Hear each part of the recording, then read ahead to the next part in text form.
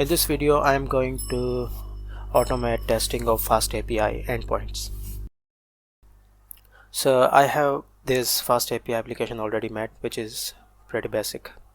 It only have a single endpoint, which is the root, and which returns a JSON message, hello world. So I have also my server running. So if you are aware of Fastapi, then you know what this command is, unificon. Anyway, so we also have docs open, so we will use it to actually test our endpoints. So if I use try it out and execute command, then you can see in the response body we have a message, hello world, and you can check it in another tab as well, that if we go to the root URL we get a JSON hello world. So anyway, we want to do the same testing whether our API is returning the correct message using a pytest. So we can simply use Fastapi test client for that purpose. So it provides us with the test client. Import test client. I will also initialize this test client and pass in the Fastapi app there. Now I will write the actual test function that will do. So I will test the hello world API, and of course I can name it anything. It doesn't need to be this test hello world. And we will use the client to make a get request at a particular URL. So in this case is this, and I'll just I will store the response in variable r. I have to make sure that the status code returned by this is 200, and the JSON written by this is message hello world. Okay, so I have my tests ready. So now let's go to the terminal and run the test. So to run the test, I will use the pytest, and I also specify the file in which it has to look for test. So if you can see here that says 1 passed in 0.62 seconds.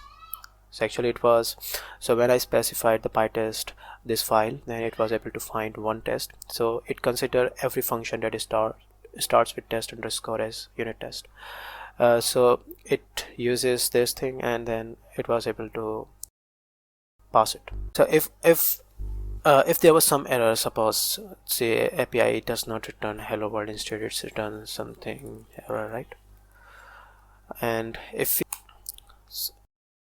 then you can say it just says that it was one failed, and it will also show you where it failed, that it got this but it was looking for hello world. Okay, so I'll just correct this and run it, and you can see everything works perfectly fine. And of course this is not the best way to do testing of Fastapi endpoints, that we define our test in main file. So ideally what we do is we get our test in another file. I'll just do it. Okay, I paste it here. Okay, so there's an import error. So we can import our application from man. Okay, so now so our test is now not here, now they are here at test main file. But if see pytest also like it uses this test underscore to identify which function is a test. So if it also uses the file path, which is say our file name is start with test underscore, then if I don't specify the file, then it will be able to do it automatically.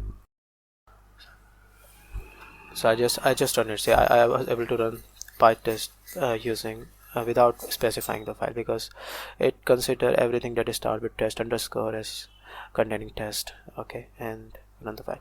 So the power for testing comes when we have multiple APIs, not single one. Of course, if there is single API, then we can easily test it, right? So if we have multiple APIs, we have another API too, and it returns something else, hello world 2, right? If I go to my docs, actually I don't have my server running. So if I run my server and just refresh this thing, so now if you can see, I have 2 points here. If I try it out, execute it, let me execute. Okay, so it returns a response of hello world 2, and you can also verify by going into this URL. Okay, it's another endpoint. So see how it helps us, test help us. If we make another function, another test, I write another test for 2, and see I have my another test ready.